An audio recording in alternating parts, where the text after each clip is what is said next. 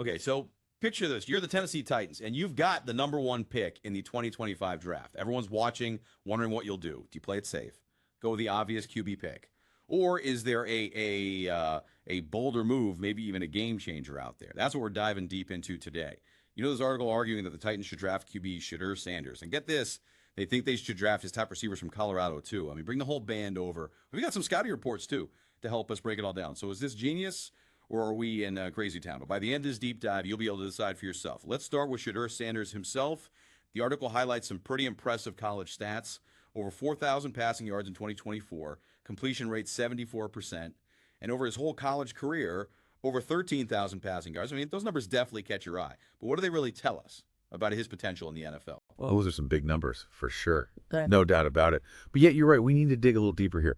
What really stands out to me is his accuracy under pressure, 78.3%, second best in the Power 5. That kind of shows you he can handle the heat. Yeah. You know what I mean? Which is crucial in the NFL, obviously. Yeah. But even that needs context. Was he making good decisions under pressure? Or was he just getting rid of the ball quickly to avoid sacks? That's something the Titans got to figure out. That's a great point. Yeah. It's easy to get caught up in the stats, but they don't always tell the whole story. Speaking of context, let's look at the Titans for a sec. They've got a brand new head coach, Brian Callahan.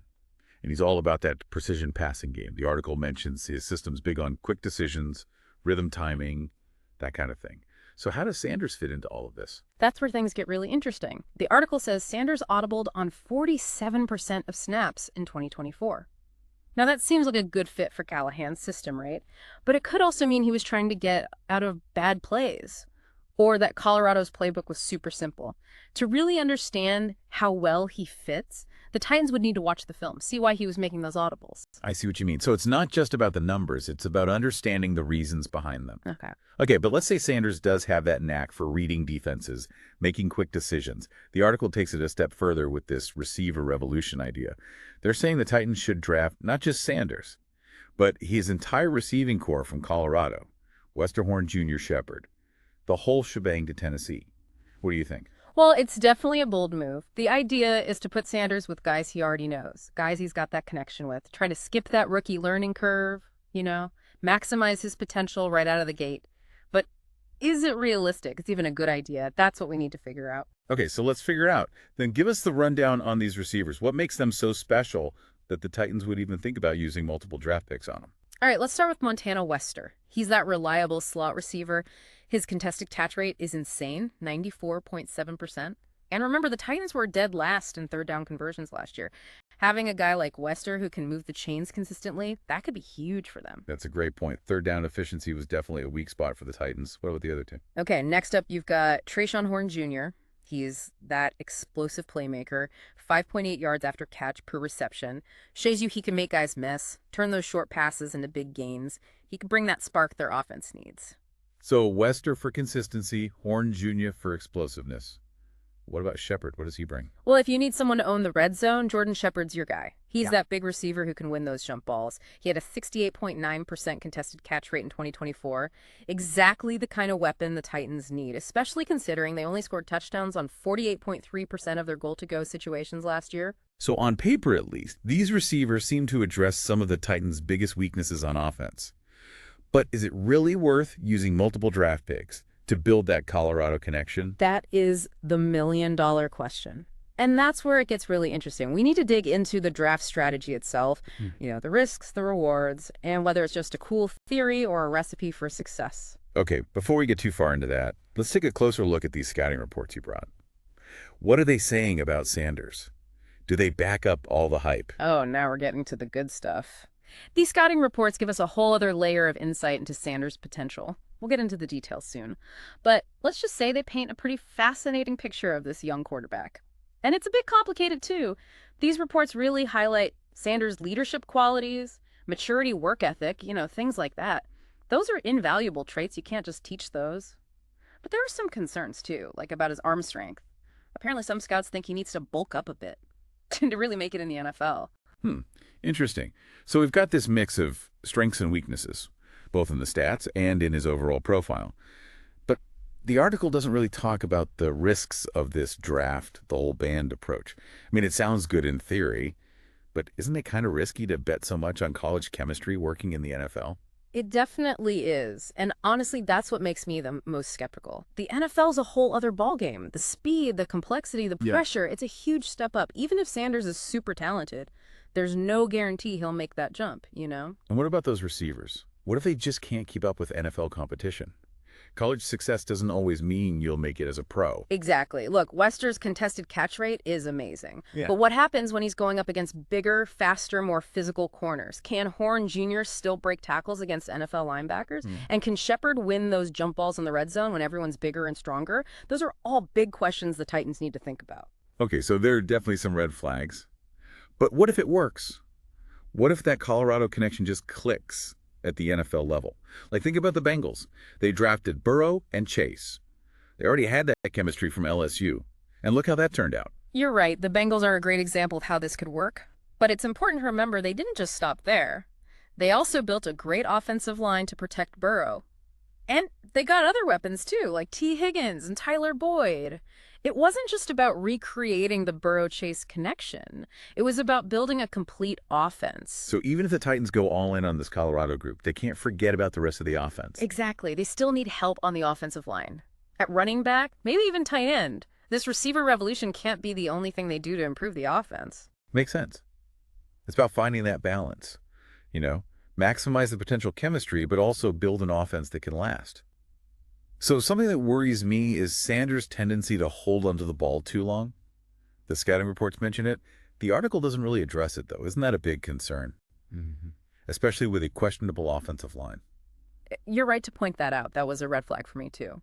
The article talks about his quick release, which is good. But those longer holding times, that could be a disaster in the NFL. The pass rush is no joke. So how do we make sense of these conflicting observations? Yeah. We have stats saying he gets the ball out fast, and then we have scouts worried about him holding on too long. What do we do with that? It is a bit of a puzzle, isn't it? This is where the Titans need to do their homework. They need to study the film, talk to his coaches, really understand how he plays. Was he holding the ball too long because he couldn't make up his mind? Or was he waiting for plays to develop downfield? These are big questions that need answers. Okay, so we've talked about the potential, the risks, the need for balance, and these conflicting observations about how Sanders makes decisions. But let's go back to something we mentioned earlier. Those comparisons to Joe Burrow. Some of the scouting reports say Sanders has similar traits. Is that a real comparison? Or is it just hype? Well, remember, Burrow was a once-in-a-generation kind of player. It's not fair to put that kind of pressure on any young quarterback. But the fact that scouts are even making the comparison says a lot about what they see in Sanders. They see the poise, the accuracy, the ability to read defenses. Well, maybe there's something to it. But even if he is the next Joe Burrow, the success of this whole plan depends on more than just him. Those receivers have to deliver too. Absolutely. They need to prove they can handle the NFL. And they need to contribute right away. It's a lot to ask of young players, especially with all the pressure they'll be under. It's a fascinating gamble, isn't it? Drafting a whole offensive unit, skipping that rookie learning curve, building a ready-made offense. But like we've been saying, there are so many factors, so many things that could go wrong. It's a high-stakes gamble for sure, but it's also really intriguing. If it works, it could totally change how teams draft players. Instead of just looking for the best players individually, maybe they'll start looking for that chemistry, that synergy, Now that's a thought-provoking idea. So we've talked about the players, the risks, the possible rewards, and even how this could change the whole NFL. But what about the coaching? Where does Brian Callahan fit into all this? That's a huge part of this that we haven't talked about yet. Callahan's coaching style, his offensive scheme, his ability to develop young players, all of that's going to play a big role in whether this crazy plan works or not. Callahan's system seems perfect for a quarterback like Sanders, at least on paper. Quick reads, timing routes, getting the ball out fast. It all seems to line up.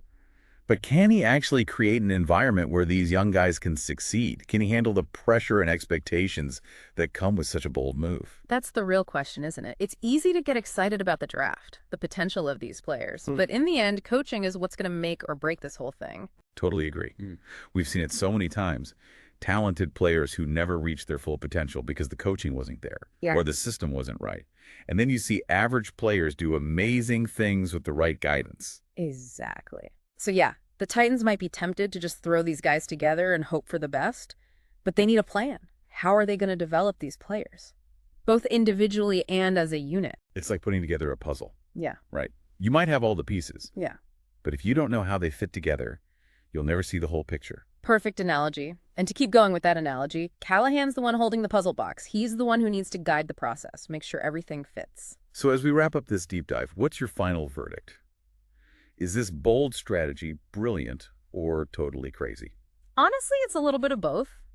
It's definitely risky, maybe even reckless, but it's also super interesting. It's an experiment that could change how teams approach the draft. It's like they say fortune favors the bold. Hmm. But in this case, fortune might also favor the prepared, the meticulous, the ones with a plan, and the coaching to make it happen. Exactly, and that's really what it comes down to. The Titans can draft all the talent they want, but if they don't have the right coaching, it might not matter. I think we've covered it all. The potential, the risks, the coaching, the big picture.